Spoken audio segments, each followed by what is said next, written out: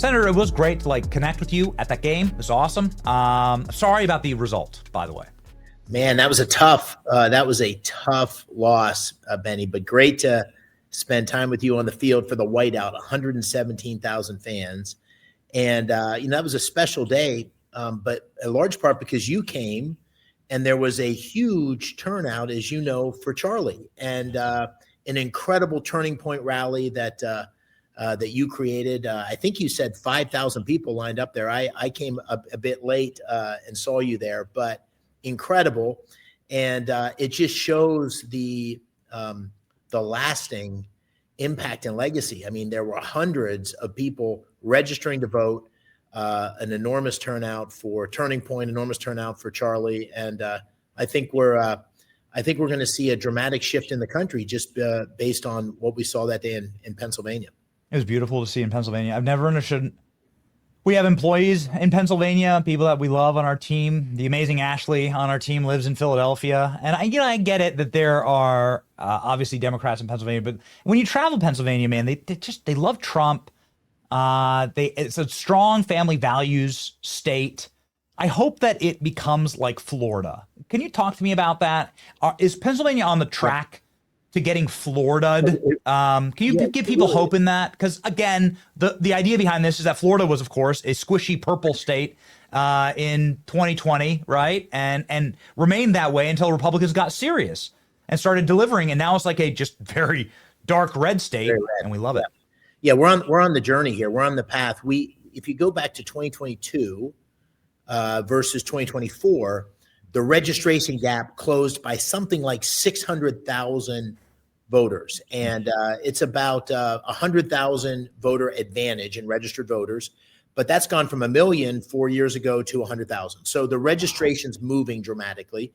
And I give President Trump a lot of credit for that. I give Charlie, Scott Pressler, you lots of credit for folks that came in and really helped get out the vote. College campuses used to be solidly blue. They've moved dramatically now in our direction in Pennsylvania. Penn State's a good example of that. That's the first thing. Second thing, what happened in Pennsylvania in 24, the coalition President Trump built, I was able to be part of that, was incredible. And we have to solidify it. In Philadelphia, more than 20% of African Americans voted for Trump and for me. Across the state, more than 40% of Hispanics voted for Trump, voted for me. In the trades, the building trades, where the Nationals endorsed Harris, endorsed Casey, 2/3 of the rank and file, 2/3. These are welders and pipe fitters and steam fitters and electricians. They voted for Trump. They voted for me. So that coalition is a huge part of the future of the party. You're very hard to win the presidency without winning Pennsylvania. And I think we're on a path here that we can really lock it in as red, but we got to keep the pressure on. Yes. So what about the vote in Pennsylvania? What has been done in order to make sure that the vote is safe and secure? What's been done from a federal or a state level? What do we still need to fix, Senator? Well, as much as had been done on this, and Michael Watley at the RNC had brought a huge team of folks on the ground for the 24 cycle. But as much as had been done, at the very end in my race, when there was a recount, there was literally votes getting turned. And there was this famous... Oh, we remember. Yeah, we remember the election deniers. You were on the ground, Benny. And yes. In Bucks County in 2024, there's this classic video of this county commissioner saying, I don't care what the law says. We're not going to follow the law. Those votes are not going to count, or they are going to count, rather. These were votes these are ballots that have been kicked out because they had been inappropriately filled out, and they were going to be counted by the Democrats. So we got a lot of work to do. And the mail-in ballot effort, which I know is controversial, but one of the reasons we won in 24 is President Trump came in and said, listen, that mail-in ballot is one way to vote. Scott Pressler pushed that in a huge way, and we closed the gap on mail-in ballots dramatically. We got to have observation at these polling sites. We've got to flip the courts, and we got a retention race coming up here in November where we've got to win that race, and by winning, get some of those liberal judges thrown out. That's the path, and progress, but there's a lot more to do. And Senator, speaking from experience, people said Dave McCormick, he'll never win.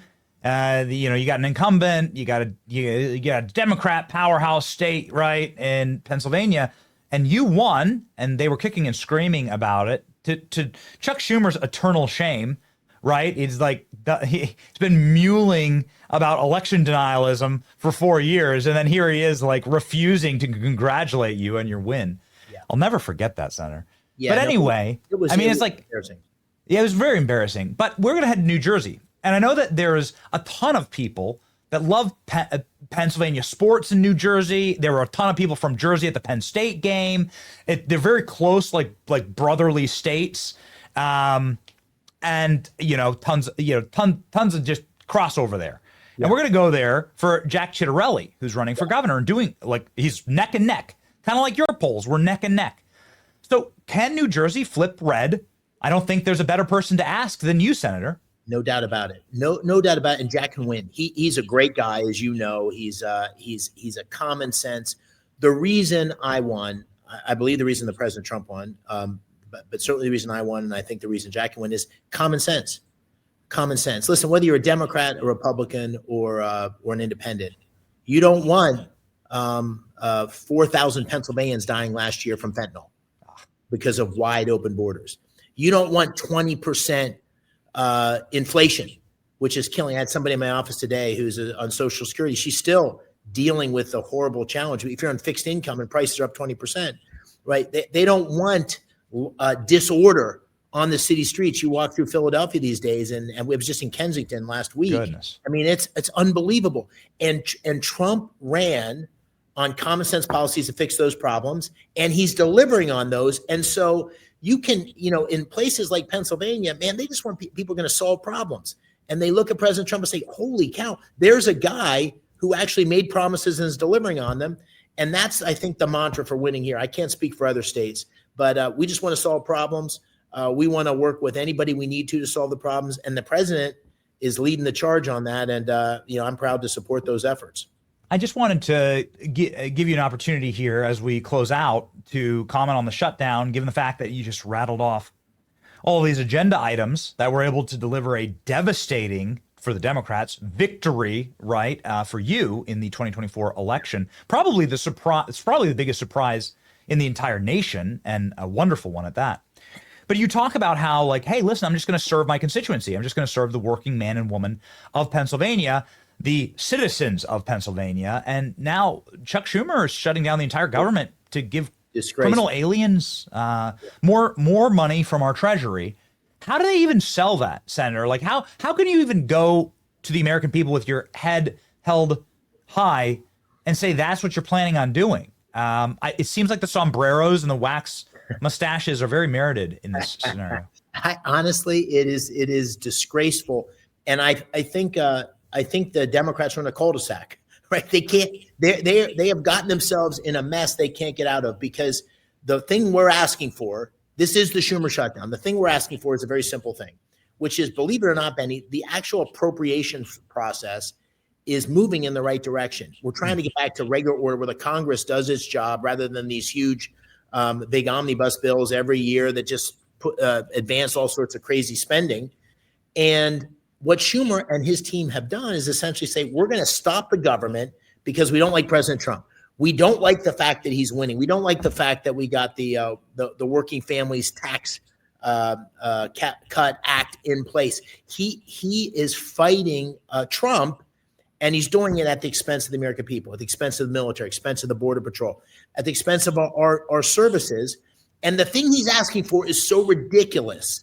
It's to essentially allow for illegal immigrants to get health care, undo many of the reforms that we put into Medicaid, and advance the Obamacare stimulus, essentially the subsidies that have been put in place during COVID, and COVID's been over for years. So it's an indefensible position that's going to harm the American people. And there's only one explanation, which he is bowing to the extreme left of his party. I know there's a bunch of Democrats in the Senate that think this is a terrible idea. They told me, but Schumer is in the cul-de-sac and he can't get out.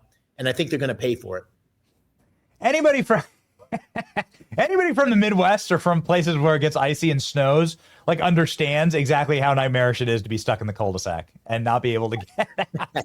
You're right. I've been there, man. I've been there where it's like you just got to cancel plans until it gets warmer. You can't get up. You can't get up the driveway. Yeah. All right, really quickly. I hope you don't mind. Just a quick. It just came to the mind of me and my producers. Jim Banks, your colleague.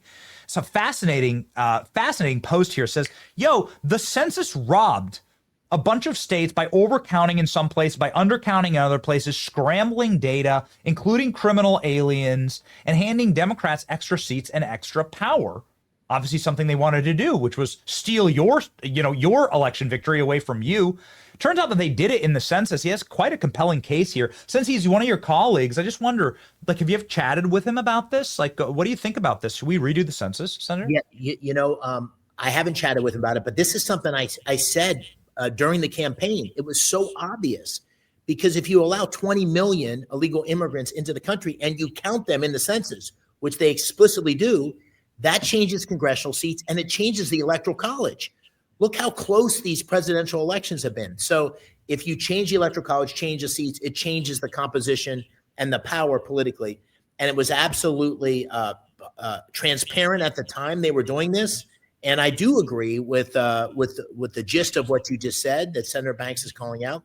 And we probably do need to think about how to not have the census reflect something that isn't representative of American citizens. Just think about it. They're counting people in the census that by definition can't legally vote. Right? That's right. Un-American. It's undemocratic, and it makes no sense. And so Banks is smart, and he's a good man. He's a great senator, and he's on the right path. Yeah, it's like it is a really perverse incentive, just like giving criminal aliens free health care. It's a perverse incentive to pack as many criminal aliens into your municipality as possible. Right, in order to gain power. It's a really bad system. It just may answer the question, because I always ask myself, what's behind the wide open borders? What is it, ideological? Because it's creating a lot of problems for the Democrats. What is it? What is the driver of this? Well, I think part of it is this. Part of it is that the political benefit of having this enormous inflow of illegal immigrants is indisputable.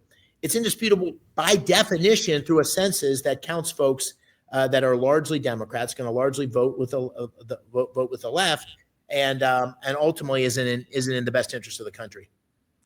Oh man, my team just sent me the coolest photo. Okay, fine, we're just going to pop it up. You don't need to tell us what you were discussing here. But they sent us an amazing photo, the christening of the Rose Garden Club. It looks like you really had Trump's ear here. Goodness gracious. Never seen Trump listening so intently, Senator. Maybe you were just making this point about the census. You can tell us if you'd like. Okay, I'm going to tell you. It's going to be maybe disappointing. It's a dad joke? No, he was looking at his iPad and he was deciding what song he was going to play next because he was DJing. You can see it there now. Okay, yeah. Okay, now that I'm taking in the photo. Much to my disappointment, he wasn't seeking my advice on what he should do next. Got it. All right. Well, what song did you tell him to play? I know you got to go, but what song did you tell him to play? He was unbelievable. The great thing about him when he's DJing is he not only knows the songs, he knows the artist. So he calls up Pavarotti and he says, "Let me tell you about Pavarotti." And then he calls up Frank Sinatra. He said, "Let me tell you about Frank." So he has relationships with a lot of these folks. I think right around that time, it was an old favorite, which you'll know well because we heard it every time he campaigned. Lee Greenwood came up a couple times. I mean, throughout the evening. That is a very easy bingo. Yeah. Right there. Yeah. All right. Well, that's amazing. Geez. One of these days, Senator, man, that's an awesome seating right there. Everybody follow the senator, obviously. And massive rising star, a very good man, and somebody who is flipping Pennsylvania red. And that is just a wonderful thing. And maybe you can join us at one of these campaign stops in New Jersey. Senator, I'm sure everyone would love to see you. I'd love it. Thanks, Benny. Godspeed, Senator. Same to you. Thanks for having me.